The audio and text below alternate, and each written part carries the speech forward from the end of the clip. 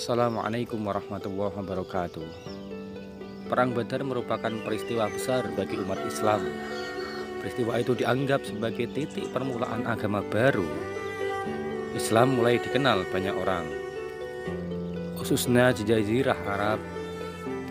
Namun, tak seperti pisau bermata dua, kata perang menjadi semakin lekat disandingkan dengan Islam. Padahal sejatinya Islam bukan agama perang. 13 Maret abad ke-6 atau tahun 624, Nabi Muhammad SAW memimpin umat Islam dalam Perang Badar. Perang ini menjadi peristiwa besar karena selain menjadi perang pertama, dalam perang ini terjadi banyak aksi heroik.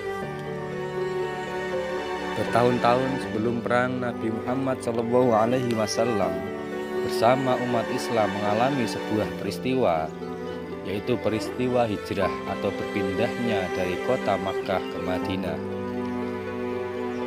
Mereka meninggalkan tempat kelahirannya, Makkah, ke sebuah kota yang jaraknya hampir 500 km, yakni kota Madinah. Menurut rezim Yazid, kepindahan kaum muslimin ke Madinah adalah karena selalu dianiaya oleh kaum muslimin, orang-orang Quraisy yang anti-Islam. Kepindahan umat Islam ke Madinah membuat agama baru itu semakin banyak pengikut dan semakin kuat dari segi ekonomi. Hal itu lantas memunculkan sentimen dari warga Makkah yang anti-Islam. Ada upaya memboikot ekonomi kaum muslimin yang hendak berdagang. Akibatnya, bentrok antara kaum muslimin dengan pedagang Quraisy sering terjadi di jalur perdagangan Madinah yang mencakup tempat pemberhentian lembah Badar.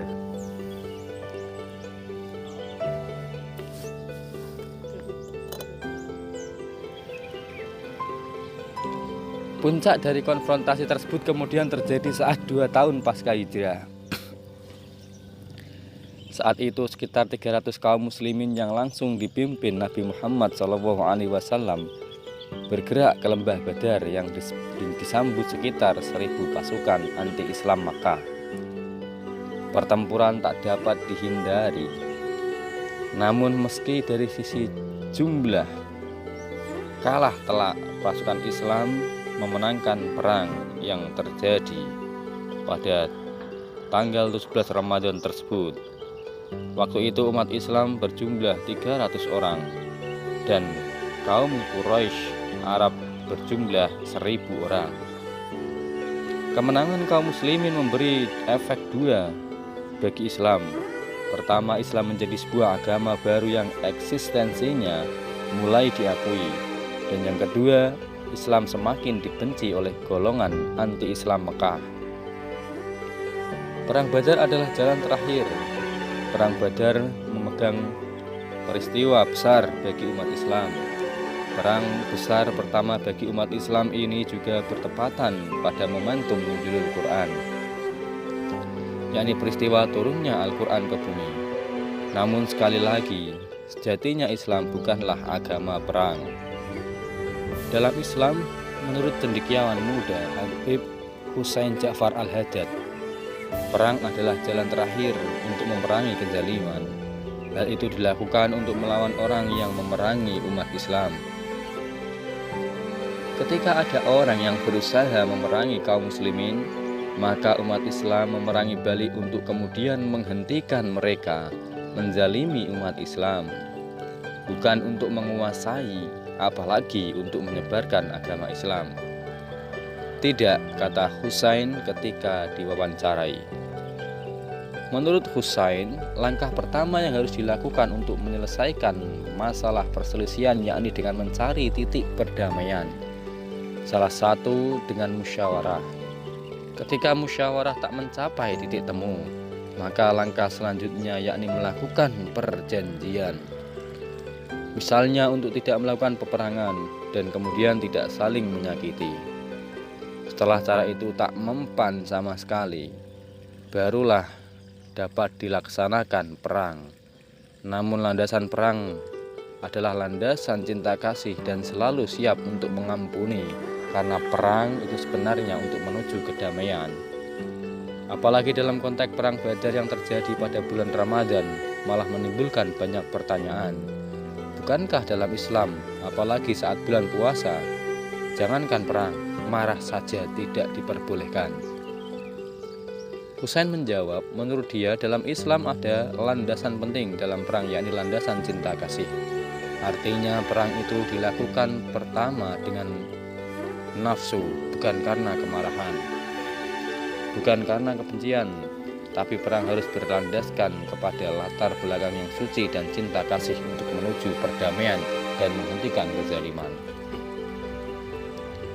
Karena itu dalam bulan Ramadan yang diasosiasikan dengan bulan yang penuh ampunan, artinya betapapun umat Islam berperang, namun pintu ampunan mereka kepada musuh sudah seharusnya dibuka selebar-lebarnya. Jadi begitu mereka meminta maaf, seorang musuh meminta maaf, tidak lagi melakukan kejahatan, maka kita harus saat itu juga mengampuni mereka. Selain itu, peraturan perang dalam Islam yang merupakan langkah terakhir itu sangatlah ketat. Husain menjelaskan dalam aturan perang Islam, selain tidak boleh membunuh anak-anak dan wanita, mereka juga tidak boleh membunuh hewan bahkan tumbuhan. Kemudian juga tidak boleh menghancurkan rumah ibadah agama lain dan membunuh tokoh dari agama lain. Hal itu tidak diperbolehkan dalam aturan perang Islam. Kemudian dijelaskan bahwa perang bukan untuk menyebarkan agama dan malah mencerminkan nilai toleransi, bagaimana saat perang tidak boleh menghancurkan rumah ibadah agama lain. Menurut Husain, tak sedikit yang menganggap Islam sebagai agama perang. Padahal melihat rekam jejak Nabi dari total masa kenabiannya, yakni 23 tahun atau sekitar 8.000 hari, yang digunakan untuk perang hanya sekitar 1% atau 80 hari untuk berperang. Selebihnya 99% hidupnya Nabi hanya untuk dua hal, yakni menegakkan perdamaian, menjadi rahmat. Yang kedua adalah menjadi orang yang berkepribadian dan bermoral tinggi pada orang lain, yang disebut akhlak yang baik atau akhlakul karimah. Demikian kisah tentang perang Badar ini dikutip dari HTTPS Void. Semoga dapat bermanfaat bagi kita semua dan menghapus paradigma atau pemikiran bahwa Islam itu adalah agama yang berlandaskan perang. Itu tidak benar. Islam adalah agama yang berlandaskan kedamaian. Adapun terjadinya perang adalah merupakan jalan terakhir. Terima kasih. Assalamualaikum warahmatullahi wabarakatuh.